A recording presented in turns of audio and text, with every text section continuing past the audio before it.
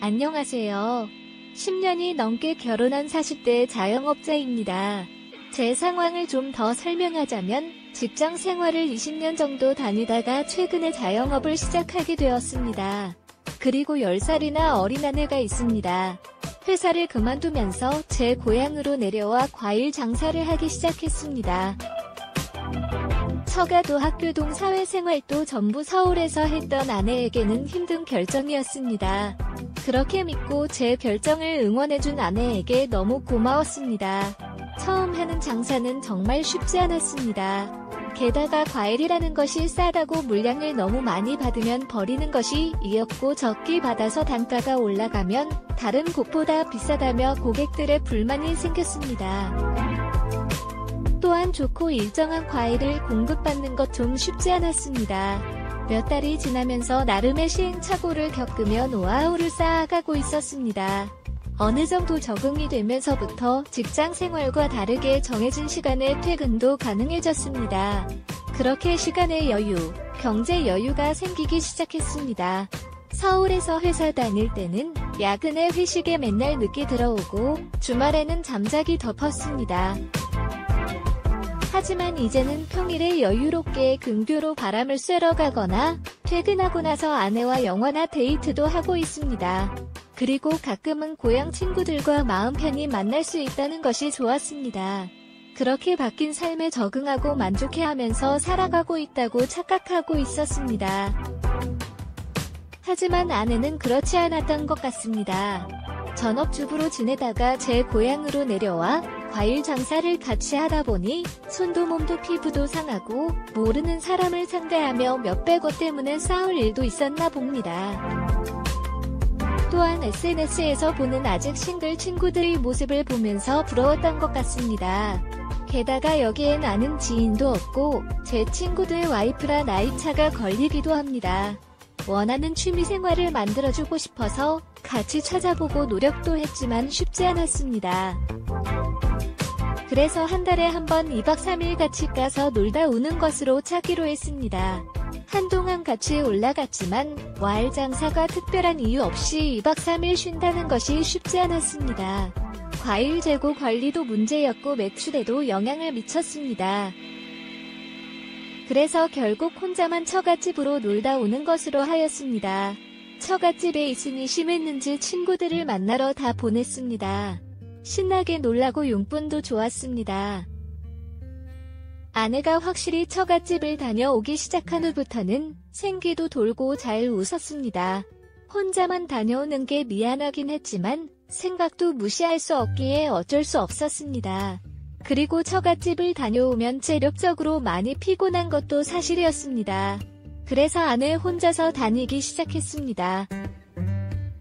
어느 순간부터는 옷도 화장도 변하기 시작하였고 처갓집 가서 연락이 잘 안 되거나 하루 이틀 늦게 오는 경우도 생겼습니다. 친구들이랑 노느라 몰랐다 술을 많이 먹어서 잤다.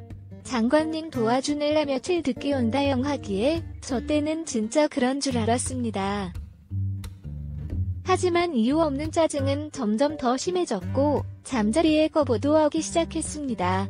의심은 결국 끝을 향해 갔고 결국 아내 뒤를 몰래 따라가 보았습니다. 도착지는 처갓집이 아니었습니다. 이야기하는 것을 몰래 들어보니 학교 선후배 사이였던 것 같았습니다. 그리고 인신동에서 어떻게 해야 할지 고민하고 있었습니다. 바람이 난 것만으로도 가슴이 아팠는데 임신했다는 말에 세상이 무너지는 것 같았습니다. 아무 말 없이 몇 장의 사진만 찍어놓고는 일단 집으로 돌아왔습니다. 세상 멍하게 있다가 소를 마시고 찼습니다. 자고 일어나니 무언가 정리되는 기분이었습니다. 해야 할 일들을 정리하기 시작했습니다. 그리고 변호사를 만나서 상담을 받았습니다. 변호사의 조언을 토대로 차근히 증거를 수집했습니다. 산부인과 질환 관련 영수증 만나는 사진, 각종 문자와 통화 내용 등 다 준비했습니다. 완벽히 준비된 날 저녁에 아내에게 솔직하게 사과하면서 용서해주겠다고 하였지만 잘못한 거 없다며 말도 안 되는 걸로 사람을 떠보지 말라고 오히려 화를 내었습니다. 알겠습니다. 먼저 어제는 변호사와 이혼 소송상 간담 소송을 진행하기 전에 사과드리고자 하였습니다. 또한 부모님께서 남겨주신 집이 있는데 현재는 처갓집 식구들이 임대에 대한 대가를 지불하지 않은 채로 살고 있어 전세를 내놓지 않고 무단 점거 중입니다. 이에 대해 내용 증명을 보내어 제거해달라고 요청하였습니다. 또한 지금 살고 있는 집도 제 부모님께서 사주신 집인데 규제 서한이 있어 눈치를 채고 잘못된 점이 있다면 용서해달라고 장모님께 말씀드렸습니다.